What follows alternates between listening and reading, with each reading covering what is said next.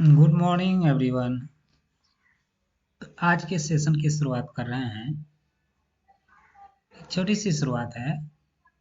Class 5 में पढ़ने वाले बच्चों के लिए है जो AISSEE का एग्ज़ाम देते हैं। तो AISSEE का एग्ज़ाम लास्ट 8 जनवरी को हुआ, जिसका क्वेश्चन का सॉल्यूशन देख रहे हैं। ये जनरल नॉलेज का क्वेश्चन है जिसका सॉल्यूशन हम करने जा रहे हैं। तो आइए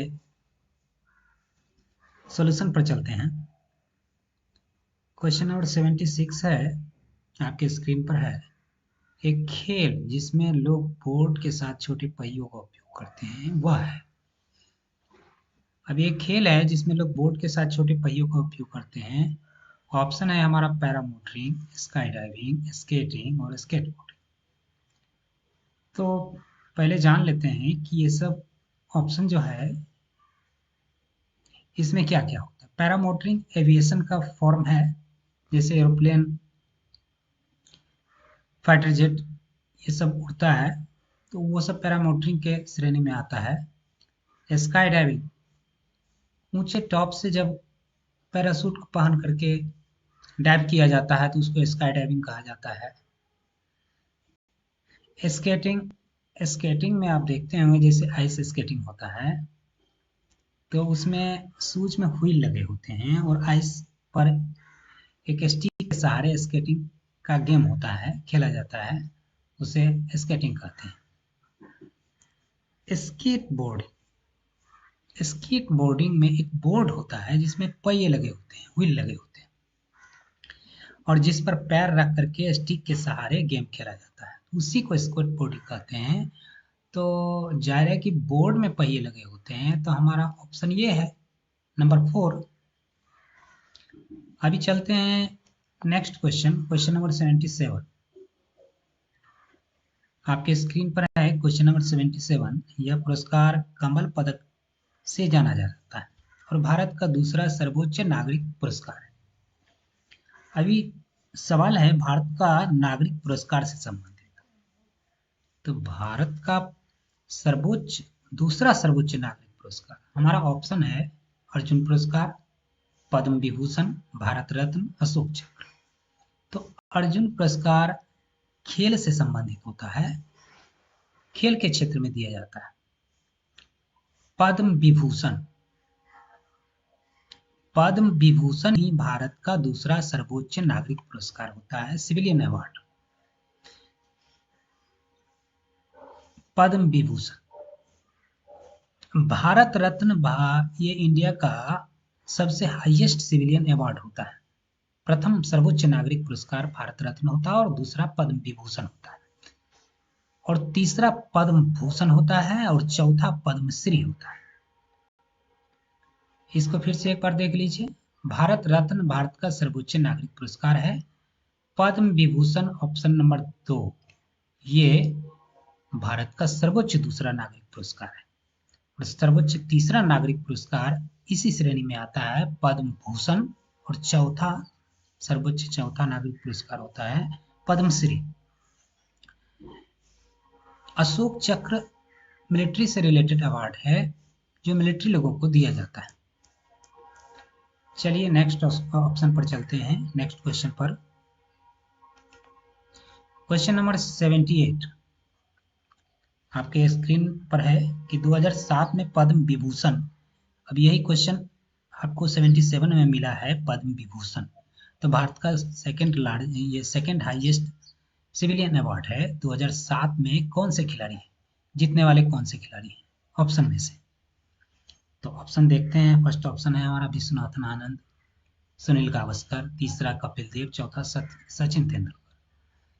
तो ऑप्शन नंबर 2 सुनील गावस्कर, कपिल देव और सचिन तेंदुलकर तीनों क्रिकेटर हैं। और पहला ऑप्शन ये हमारे चेस के महानतम खिलाड़ी हैं भारत के विश्वनाथन आनंद, जो भारत के टॉप मोस्ट चेस प्लेयर में आते हैं। तो 2007 में विश्वनाथन आनंद को ही पद्म विभूषण दिया गया था। तो इस तरह से हमारा पहला ऑप्शन सही है। अब चलते हैं नेक्स्ट क्वेश्चन पर।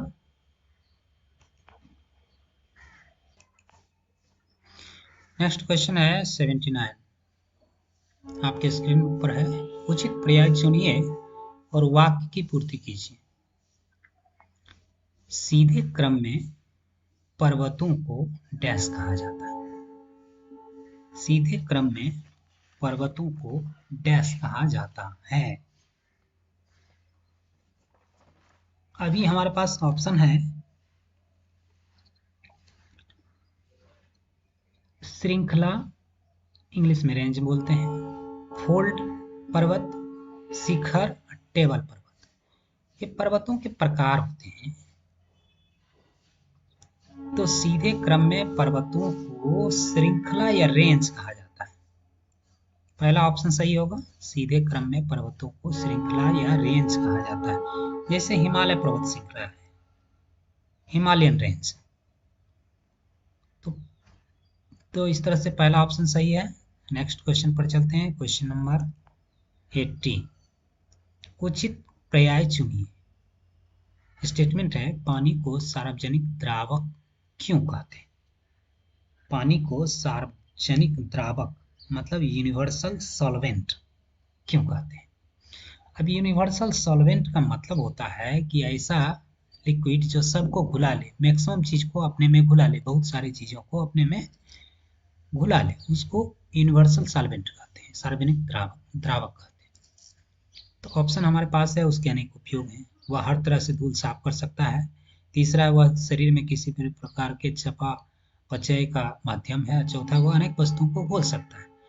तो जाहिर है कि डिफिनीशन से स्पष्ट है, सार्वजनिक द्रावक वह अनेक वस्तुओं को घोल सकता है। इस तरह से हमारा ऑप्शन नंबर 4 सही है। ये 4 ऑप्शन नंबर सही है।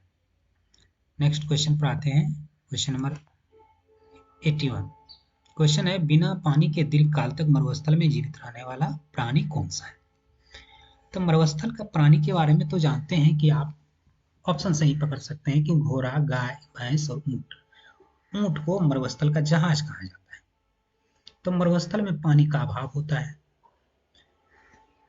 तो मरुस्थल में रहने वाले जो भी जीव जंतु हैं वो एडॉप्ट होते हैं कि पानी नहीं मिलने के चलते, अब कभी पानी मिला तो पानी पीने के बाद देर तक अपने आप को सरवाइव कर सकते हैं। तो ऊंट मरुस्थल का जहाज होता है और बिना पानी पिए हुए लगभग 15 दिनों तक जीवित रह सकता है। इस तरह से हमारा ऑप्शन आंसर का ऑप्शन नंबर 4 होगा, ऊंट। अभी नेक्स्ट क्वेश्चन पर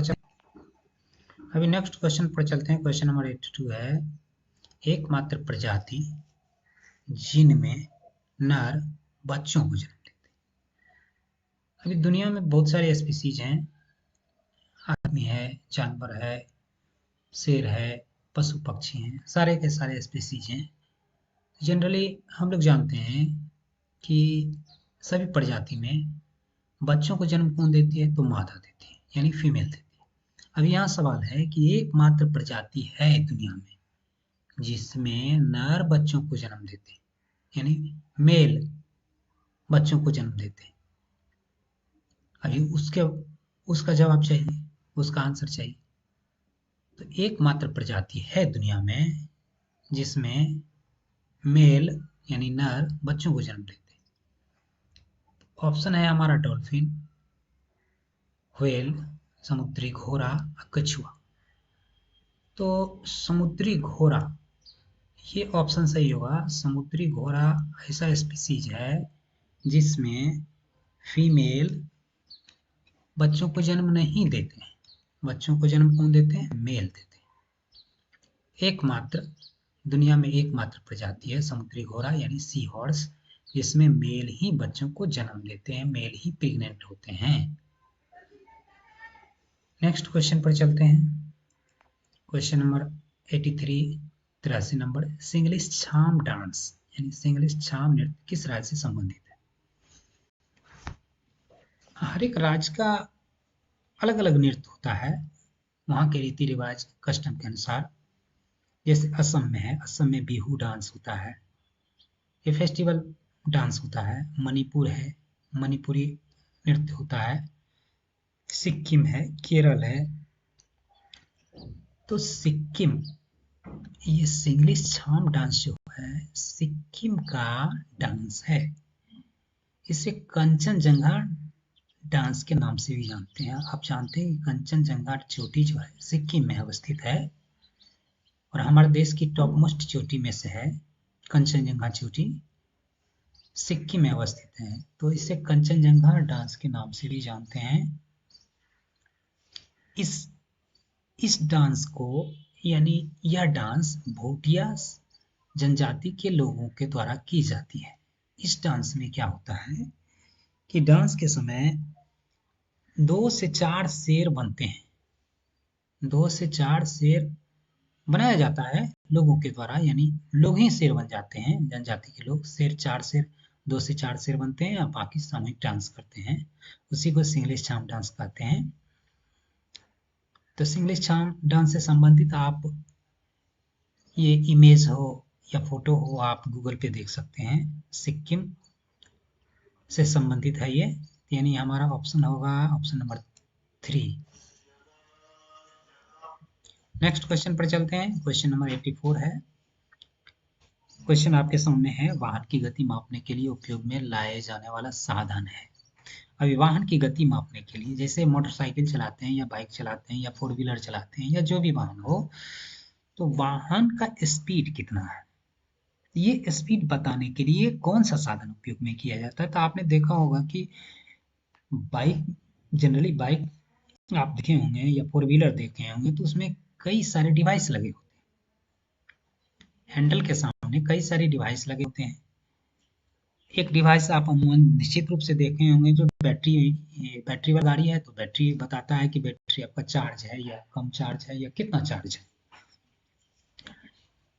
डीजल या पेट्रोल का गाड़ी हो तो वो फ्यूल बताता है, फ्यूल का मीटर होता है कि फ्यूल कितना है, फ्यूल अभी डालने की ज़रूरत है या नहीं डालने की ज़रूरत है। इसी तरह आप गाड़ी चला रहे हैं तो आपका गाड़ी किस स्पीड में चल रहा है, तो उसको बताने के लिए आपके पास जो बाइक में हो या 4 व्हीलर में हो, एक डिवाइस लगा हुआ होता है जिसको आप देख करके बताते हैं कि हम 40 के स्पीड से बाइक चला रहे हैं या 60 के स्पीड से चला रहे हैं या जो भी हो, तो उसका नाम है स्पीडोमीटर। तो वाहन की गति यानी स्पीड को मापने वाले यंत्र को स्पीडोमीटर बोलते हैं। तो हमारा ऑप्शन 1 सही होगा। अभी इसके बारे में जान लेते हैं, फोटोमीटर के बारे में, कि फोटोमीटर क्या होता है। ये फोटोमीटर, अभी हमारा ऑप्शन तो ऑप्शन नंबर 1 हो गया। अभी देखते हैं कि फोटोमीटर क्या होता है।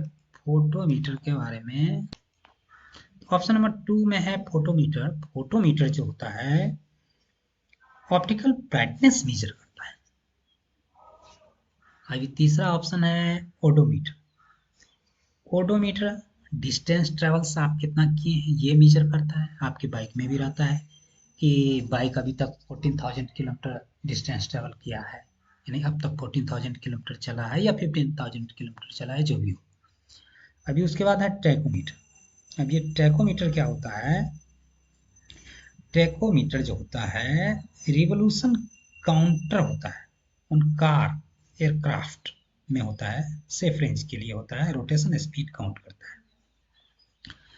उसके अनुसार चलाने वाले उसमें गियर लगाते हैं, अप्रोप्रिएट गियर का प्रयोग करते हैं। तो ये रहा क्वेश्चन नंबर 84। वाहन की गति मापने के लिए उपयोग में लाए जाने वाले साधन हमारा स्पीडोमीटर है। नेक्स्ट चलते हैं क्वेश्चन नंबर, अभी नेक्स्ट क्वेश्चन है क्वेश्चन नंबर 85। आपके स्क्रीन पर है कि Delhi Asian games 1982, Asian games हुआ था दिल्ली में 1982 में हुआ था। उसका शुभंकर यानी लोगो पर किस एनिमल का फिगर है, किस प्राणी का फिगर निरूपित किया गया था। तो इसका जवाब ऑप्शन नंबर 1 है, हाथी है। 1982 में जो एशियन गेम्स हुआ था दिल्ली में, उसका शुभंकर यानी लोगो पर हाथी का इमेज था। तो ऑप्शन नंबर 1 सही होगा, हाथी। नेक्स्ट चलते हैं क्वेश्चन नंबर 86। निम्नलिखित में कौन से विटामिन की कमतरता के कारण सूखा रोग होता है? कमतरता का मतलब होता है कमी। कौन सी विटामिन की कमी के चलते सूखा रोग को रिकेटस बोलते हैं? अभी रिकेटस में क्या होता है, छोटे बच्चे जो होते हैं, छोटे बच्चे मतलब 8 साल 10 साल 5 साल 4 साल 5 साल 3 साल के बच्चे जो होते हैं उनमें विटामिन डी की कमी से हड्डी उनका टेढ़ा हो जाता है। एक पैर दाहिने मुड़ जाता है, एक पैर बाएं मुड़ जाता है, पेट निकल जाता है, हाथ टेढ़ा हो जाता है, हाथ की हड्डियां टेढ़ी हो जाती है, हाथ पैर की हड्डियां, चिड़चिड़ापन हो जाता है। तो ये बीमारी किस वजह से होती है, किस विटामिन की कमी से होती है? तो इसका ऑप्शन होगा ऑप्शन नंबर 2, विटामिन डी की कमी से होती है रिकेटस यानी सूखा रोग। अभी बाकी ऑप्शन के बारे में देख लेते हैं। विटामिन ए है, तो विटामिन ए की वजह से रतौंधी होता है, नाइट ब्लाइंडनेस जिसको कहते हैं।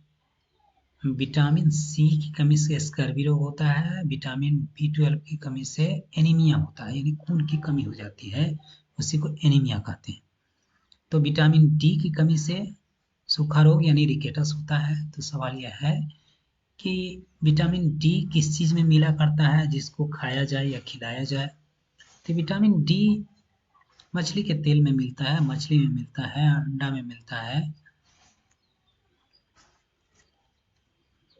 जिसमें कैल्शियम होता है, वो सब चीज़ों में विटामिन डी ज़्यादा मिलता है। नेक्स्ट आते हैं, नेक्स्ट क्वेश्चन नंबर 87 पे आते हैं। स्वतंत्र भारत का पहला गवर्नर जनरल कौन था? हमारा देश 15 अगस्त 1947 को आज़ाद हुआ था। तो आज़ादी से पहले गवर्नर जनरल होते थे।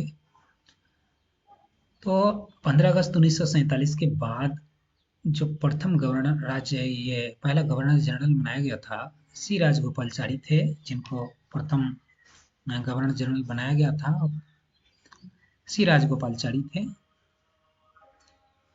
आगे तो इस तरह से हमारा ऑप्शन नंबर 1 हो गया।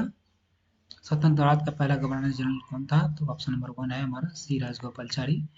अभी चलते हैं नेक्स्ट क्वेश्चन।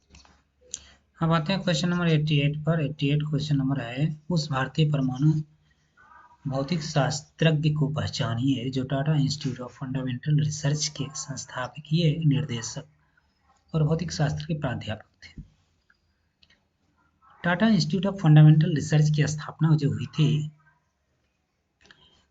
उनके फाउंडर डायरेक्टर और फिजिकिस्ट थे, इंडिया के बहुत बड़े साइंटिस्ट भी थे, वे थे डॉक्टर जहांगीर होमी भाभा। उनका पूरा नाम है डॉक्टर होमी जहांगीर भाभा।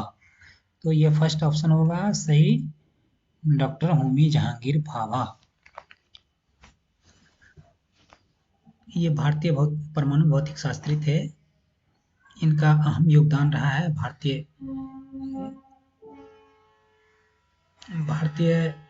विज्ञान के क्षेत्र में, काफी अहम योगदान रहा है, खास करके परमाणु विशेषज्ञता हासिल करने में जो भारत ने अपनी पहुंच बनाई है, उनमें बहुत योगदान इनका रहा। बाकी रामानुजन ये मैथमेटिशियन है, विक्रम साराभाई इसरो के बहुत बड़े वैज्ञानिक थे, आर्यभट्ट भी भारत के बहुत बड़े मैथमेटिशियन थे। नेक्स्ट क्वेश्चन चलते हैं, बांग्लादेश का निर्माण किस वर्ष हुआ? क्वेश्चन नंबर 89 है। तो बांग्लादेश हमारा पड़ोसी देश है। बांग्लादेश के बारे में यह जान लीजिए कि बांग्लादेश पहले पूर्वी पाकिस्तान हुआ करता था। 15 अगस्त 1947 को जब हमारा देश आज़ाद हुआ तो हमारा देश 3 टुकड़ों में बट गया था, या काले तो 2 ही टुकड़ों में बटा था, 2 देश बना था, पाकिस्तान और भारत। तो पाकिस्तान में 2 पार्ट हुआ करते थे, एक पश्चिमी पाकिस्तान जो अभी पाकिस्तान है भारत के पश्चिम भाग में, और दूसरा बांग्लादेश जो आप देख रहे हैं पश्चिम बंगाल कोलकाता के सटा हुआ। तो बांग्लादेश पूर्वी पाकिस्तान उस वक्त हुआ करता था। तो पश्चिमी पाकिस्तान के शासकों ने बांग्लादेश बंगाली लोगों पर बहुत अत्याचार किए। अंततः बंगाली लोग तंग आकर के उन्होंने विद्रोह कर दिया और विद्रोह इस कदर बढ़ गया कि अंततः भारत को हस्तक्षेप करना पड़ा और 1971 में विद्रोहियों और पाकिस्तानी सेना के बीच में युद्ध हुआ। इसमें भारत ने प्रत्यक्ष रूप से विद्रोहियों का साथ दिया। भारत पाकिस्तान युद्ध के नाम से जाना जाता है 1971। और इस युद्ध में पाकिस्तान की पराजय हुई। पाकिस्तान के सेना कमांडर ने भारतीय सेना कमांडर जनरल मानिक शाह के सामने सरेंडर किया ढाका में और अंततः बांग्लादेश का उदय हुआ 1971 में। 1971 के बाद में दुनिया में एक नए देश का जन्म हुआ जिसको बांग्लादेश के नाम से जानते हैं। बांग्लादेश की राजधानी ढाका है। जैसा कि नाम से ही है, वाकिफ हैं आप, बांग्लादेश यानी वहाँ की भाषा बंगाली है। तो भारत और बांग्लादेश में चूंकि वो भारत का ही अंग रहा है, तो भारत के बंगाली लोग और बांग्लादेश के बंगाली लोग अब हैं तो बंगाली ही, बन गया अलग देश वो अलग बात है। उनका आपस का रिश्ता बहुत मजबूत रहा है शुरुआत से। नेक्स्ट क्वेश्चन पर चलते हैं। क्वेश्चन नंबर 90 है, उचित विकल्प चुनिए। संयुक्त राष्ट्र की स्थापना डैश ईस्वी में हुई थी? तो संयुक्त राष्ट्र संघ यानी यूनाइटेड नेशन ऑर्गेनाइजेशन की स्थापना द्वितीय विश्व युद्ध के बाद हुई थी। दुनिया के तमाम बड़े बड़े नेताओं ने यह महसूस किया कि दुनिया में शांति अमन चैन बनाए रखने के लिए दुनिया में एक मजबूत संस्था का होना जरूरी है। इस तरह बहुत सारी बैठकों के बाद 1945 में, यानी ऑप्शन नंबर 2 हमारा आंसर होगा। ऑप्शन नंबर 2 1945 में संयुक्त राष्ट्र संघ यूएनओ की स्थापना हुई। इसका हेडक्वार्टर न्यूयॉर्क शहर में है। न्यूयॉर्क शहर यूएसए का बहुत बड़ा, अमेरिका का बहुत बड़ा शहर है यूएसए का। नेक्स्ट क्वेश्चन नंबर, अभी चलते हैं नेक्स्ट क्वेश्चन नंबर 91 में चलते हैं।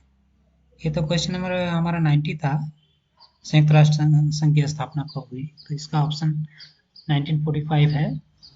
क्वेश्चन नंबर 91 है, मस्तिष्क से संबंधित रोग को पहचानिए। मस्तिष्क यानी ब्रेन से संबंधित रिलेटेड डिजीज कौन सा है? ये सारे के सारे डिजीज हैं ऑप्शन में हमारे, मेनिंजाइटिस, माइग्रेन, पीलिया, मधुमेह। अब एक एक करके देखते हैं। मेनिंजाइटिस मस्तिष्क से संबंधित रोग है। मेनिंजाइटिस में क्या होता है कि हमारा ब्रेन जो है, मेनिंजाइटिस जो है मस्तिष्क से संबंधित रोग है। यह ब्रेन तथा स्पाइनल कोड को जो ढकने वाली झिल्ली होती है उसमें होने वाली सूजन को कहते हैं। ये मेनिंजाइटिस रोग जो होता है ये वायरल इन्फेक्शनल रोग है, जो वायरस के द्वारा, बैक्टीरिया के द्वारा या फंगल इन्फेक्शन से हो सकता है। तो ब्रेन से संबंधित ये डिजीज है, तो ऑप्शन नंबर यही सही है हमारा। दूसरा देख लेते हैं, माइग्रेन। माइग्रेन हेडेक है, एक तरह से हेडेक मीन्स सर दर्द है। माइग्रेन में क्या होता है कि सर के पिछले हिस्से में भाग में दर्द करता है, या किसी किसी को बीच में दर्द करता है, या पूरे शरीर में भी दर्द कर सकता है। पीलिया देख लेते हैं, ऑप्शन नंबर 3 है। पीलिया को जॉन्डिस कहते हैं। पीलिया लीवर से संबंधित बीमारी है, इससे लीवर अफेक्टेड होता है। मधुमेह, डायबिटीज देख लेते हैं। डायबिटीज पेंक्रियाज से संबंधित बीमारी है। पेंक्रियाज क्या होता है? हमारा पेंक्रियाज जो है इंसुलिन स्रावित करता है। इंसुलिन हमारे ब्लड में ग्लूकोज को रेगुलेशन करता है, यानी ग्लूकोज का कंट्रोल बनाए रखता है। तो मधुमेह बीमारी में क्या होता है कि हमारा पेंक्रियाज इंसुलिन का प्रोडक्शन बंद कर देता है या बहुत कम करने लगता है, जिससे ब्लड में ग्लूकोज की मात्रा अधिक हो जाती है। तो जाहिर है कि इससे अव्यवस्थित शरीर हो जाएगा। इस बीमारी को मधुमेह या डायबिटीज कहते हैं, जो खतरनाक है। बीमारी खतरनाक हो सकता है ज़्यादा होने से। इसके लिए क्या किया जाता है कि इंसुलिन का इंजेक्शन दिया जाता है या उसको इंसुलिन चढ़ाया जाता है। नेक्स्ट आते हैं ऑप्शन नंबर 92। गाय के गोबर का उपयोग खाद बनाने के लिए कर सकते हैं, कारण वह डैश से समृद्ध है। अभी जान लेते हैं कि गाय के गोबर में रहता क्या क्या। ऑप्शन है हमारे पास नाइट्रोजन है, चीनी है, मर्क्यूरी है, कैल्शियम है।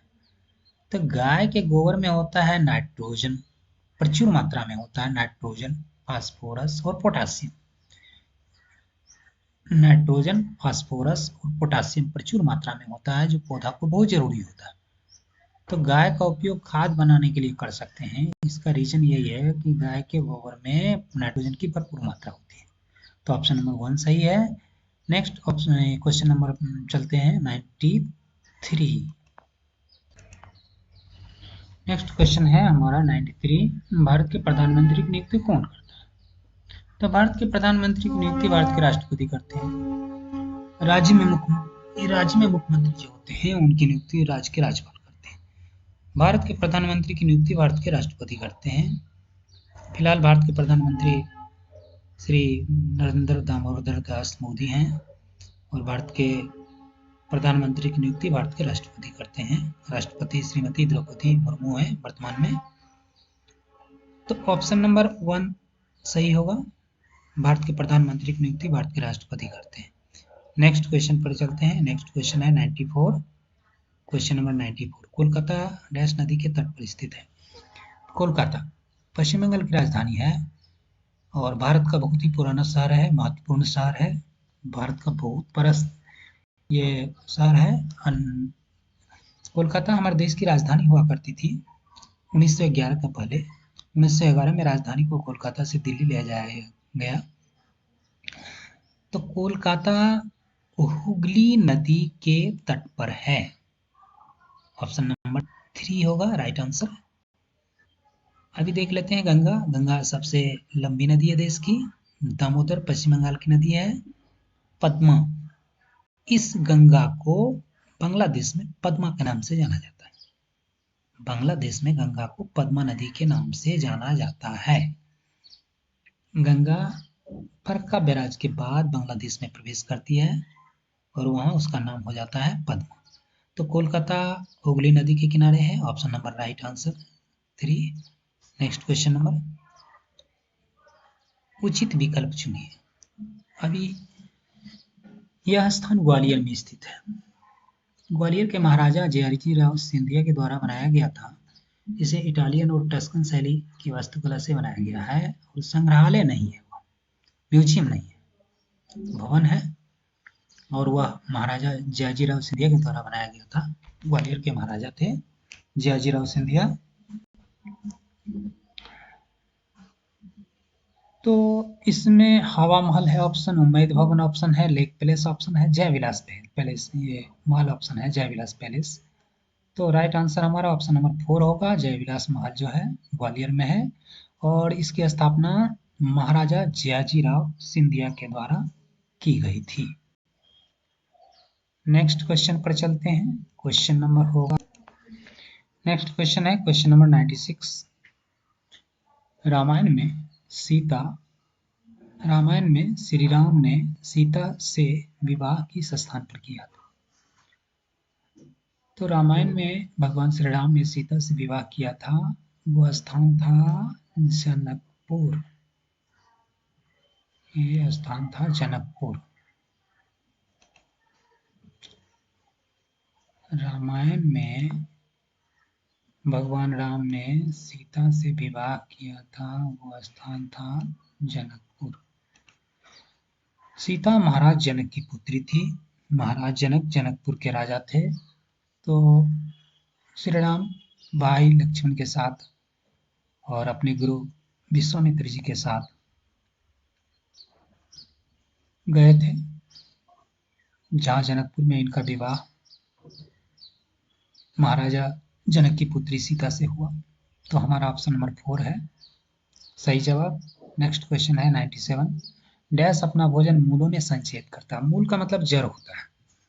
अब जैसे आलू है ऑप्शन में, आलू जो है आलू जो हम लोग खाते हैं वो आलू जड़ नहीं होता, तना होता है। शकरकंद जड़ होता है, प्याज तना होता है, अदरक तना होता है, स्टीम होता है। तो अदरक, प्याज और आलू ये तीनों तना खाते हैं। और शकरकंद जिसको स्वीट पोटैटो बोलते हैं, कहीं कहीं लोग मिश्रीकंद भी बोलते हैं इसको, मिश्रीकंद या मीठा कंद होता है यह, इसको शकरकंद कहा जाता है। तो शकरकंद हमारा राइट ऑप्शन होगा, राइट ऑप्शन शकरकंद होगा आंसर। नेक्स्ट क्वेश्चन है 98, डैश सबसे तेजी से ठीक होने वाला शरीर का अंग है।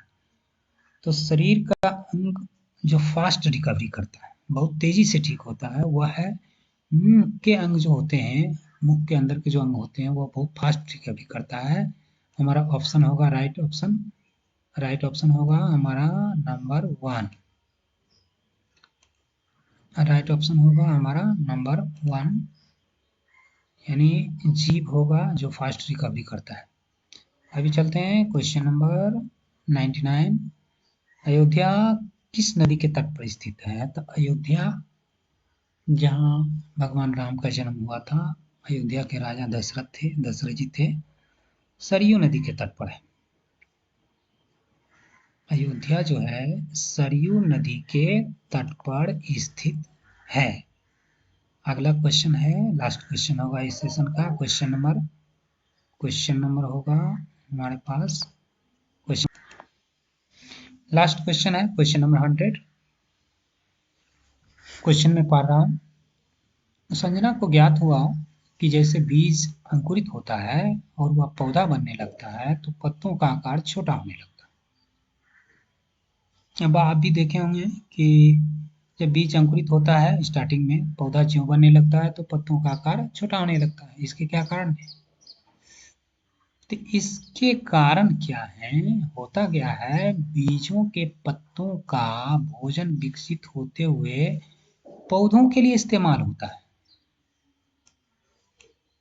ऑप्शन नंबर 3 है, बीज के पत्तों का भोजन, बीज के जो पत्ते होते हैं, जो ही पत्ते निकलते हैं, पत्ते बड़े होते हैं स्टार्टिंग में, तो उनके द्वारा बनाए गए भोजन का प्रयोग यानी यूज पौधा के विकास के लिए इस्तेमाल होता है। इसलिए पत्तों का आकार छोटा होने लगता है। तो option number, right answer option number 3 होगा। आज का सेशन में बस इतना ही। तो आज का सेशन कैसा लगा हमें जरूर बताइए। फिर अगले सेशन में मिलते हैं एक नए टॉपिक के साथ। लाली बिहारी यादव इस तरह से प्रयास और एक शुरुआत मैं कर रहा हूँ ताकि नए सत्र से एक